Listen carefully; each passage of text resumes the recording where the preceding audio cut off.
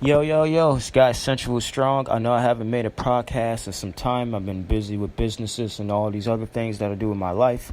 But I took some time out today to make a very, very, very important podcast. And this message is just about anti-racism.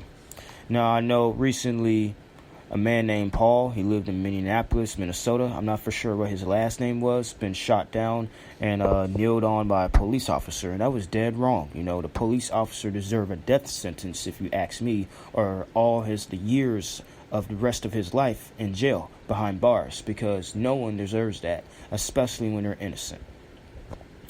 Now, honestly, I have done many individual protests, and you guys probably seen it on my Facebook before, about All Lives Matter, say no to racism, and say no to things like hatred and violence. And it's on my protesting card right now. Not protesting card, but my protesting cardboard type of, you know what I'm trying to say. It's a protester paper. It's a giant piece of paper, and it has words on it against what I feel that is wrong and trying to spread a message. Now, honestly, I feel like that this is a perfect time to protest, but really, if you look at it, killing innocent police officers or doing things like beating them up, the police officers are innocent. Now, if these are the ones that are racist, well, heck yeah, they kind of deserve this. But if they're the innocent ones, do you really think they deserve to just basically be smashed on for something they didn't do? Because they don't. Now, yes, I understand the frustration.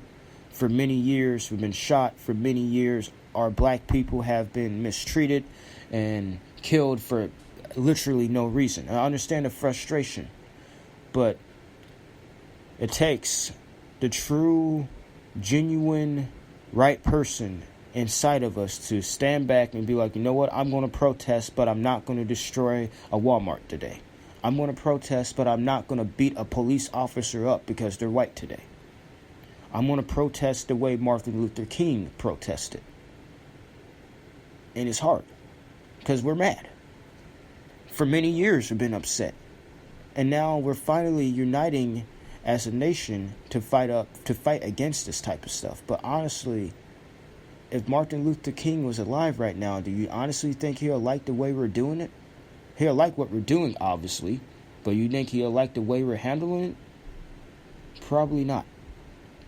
So this is not to get on anyone's case. This is not to be judgmental.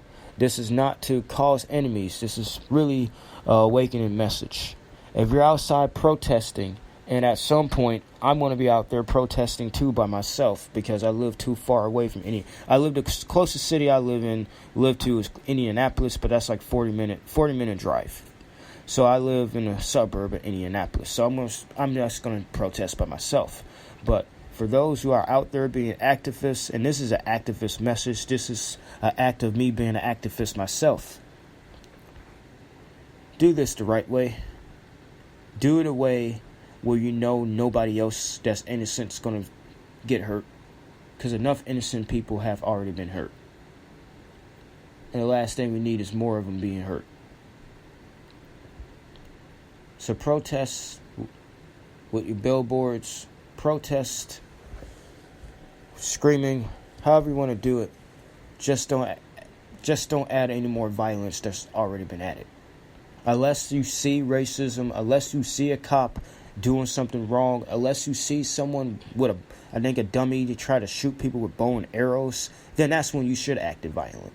That's when you should act violently, because you're defending yourself. Who wants to get shot with a bow and arrow? But if you see no one acting in violence, and you just see a police officer standing by minding his business, and everyone just decides to jump him and beat him down, don't be a part of that. I'm telling you. Protest, but protest peacefully. Because that's the whole purpose of protesting. It's for peace. Thank you for listening.